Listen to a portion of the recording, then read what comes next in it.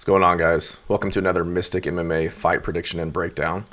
Today I'll be breaking down Damon Jackson versus Jim Miller.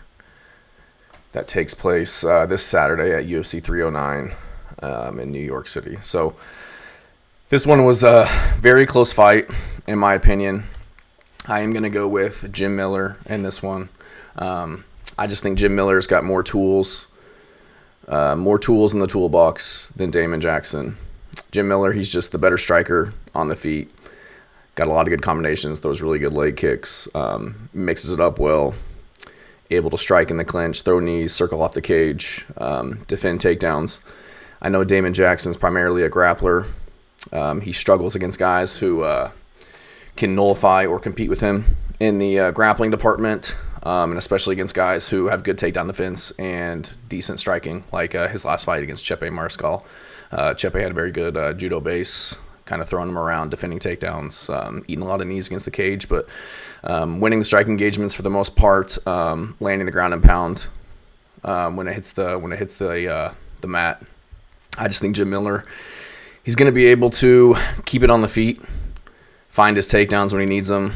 He's a very high-level black belt, has been for years. I know Damon Jackson comes from a wrestling background, jiu-jitsu background. I think he's only like a brown belt, though. So I just think that Jim Miller is going to have the grappling advantage. I think he can find his guillotine chokes. He can win the scrambles if Damon Jackson does get the takedown. And I just think he can land hard punches on the feet.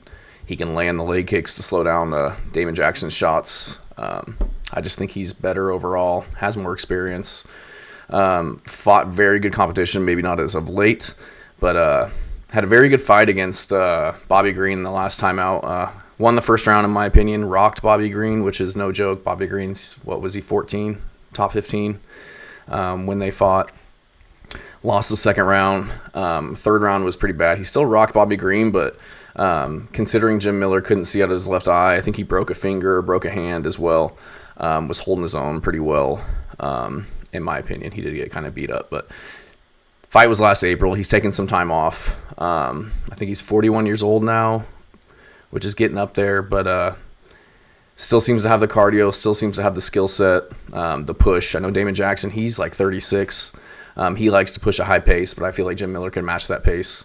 He can match that pace, match that pressure, and beat him wherever the fight goes. So Damon Jackson's also moving up to 155, so seems like one of those kind of end of career moves where you're not really committed anymore. You don't really want to cut the weight. You don't want to be that disciplined.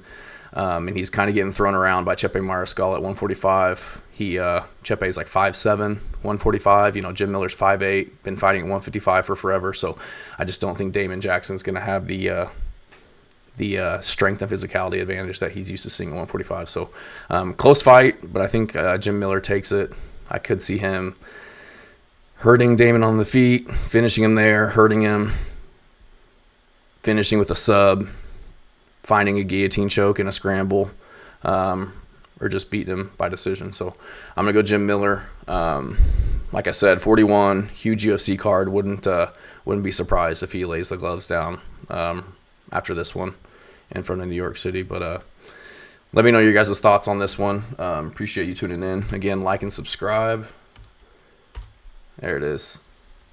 Let me know your guys' thoughts. Thanks.